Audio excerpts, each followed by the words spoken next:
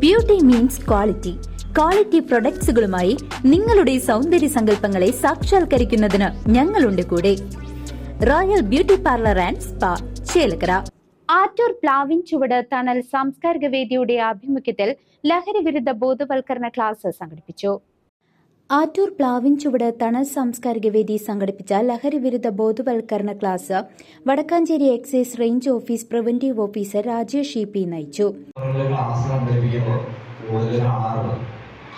ഇത്തരത്തിലുള്ള ഈ ക്ലാസുകളോ അല്ലെങ്കിൽ ലഹരി വിരുദ്ധ ക്യാമ്പയിനുകളൊക്കെ സംഘടിപ്പിക്കേണ്ടതിന്റെ ആവശ്യകത അല്ലെങ്കിൽ അതിനെക്കുറിച്ച് ആലോചിക്കേണ്ട ഒരു അവസ്ഥ മുൻപത്തിൽ നിന്ന് വ്യത്യസ്തമായിട്ട് നമ്മുടെ സമൂഹത്തിൽ വളരെയധികം എന്ത് ചെയ്തിട്ടുണ്ട്, കൂടിയിട്ടുണ്ട്. ഇല്ലേ?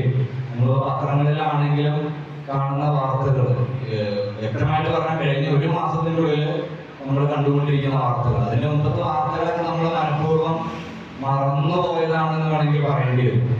അപ്പോൾ വളരെ ഭയപ്പെടുത്തുന്ന വാർത്തകൾ നമ്മൾ പത്രമാധ്യമങ്ങളിലൂടെ സോഷ്യൽ മീഡിയകളിലൂടെ കണ്ടുവരികയാണ്.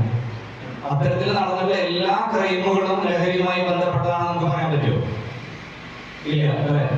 പക്ഷെ ഒരു 10 ഇൻസിഡന്റ് എടുത്തു കഴിഞ്ഞാൽ അതിലൊരു 7 എണ്ണമെങ്കിലും ഡയറക്റ്റ് ആയോ ഇൻഡയറക്റ്റ് ആയോ ഡ്രഗ്സുമായിട്ട് റിലേറ്റഡ് ആണ് എന്നുള്ളത് നമുക്ക് മനസ്സിലാക്കാൻ വേണ്ടി സാധിക്കും.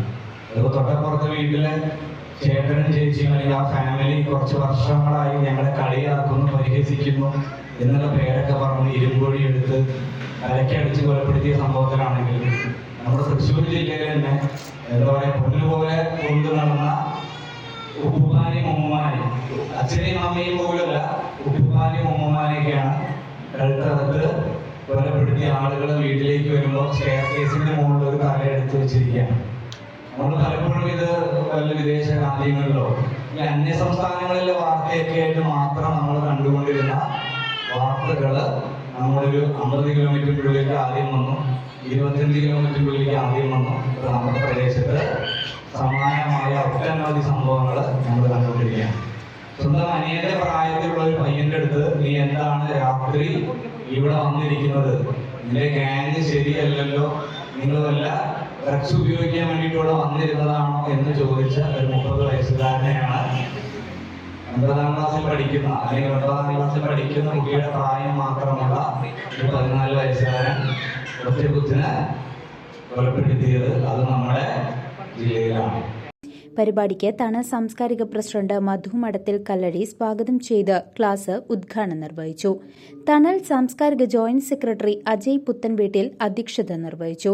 തണൽ സാംസ്കാരിക അംഗങ്ങളും പ്രദേശവാസികളും Attoor government UP school PTA president Mujeeb Rahman എന്നിവരും സന്നിഹിതരായിരുന്നു. News desk CCV.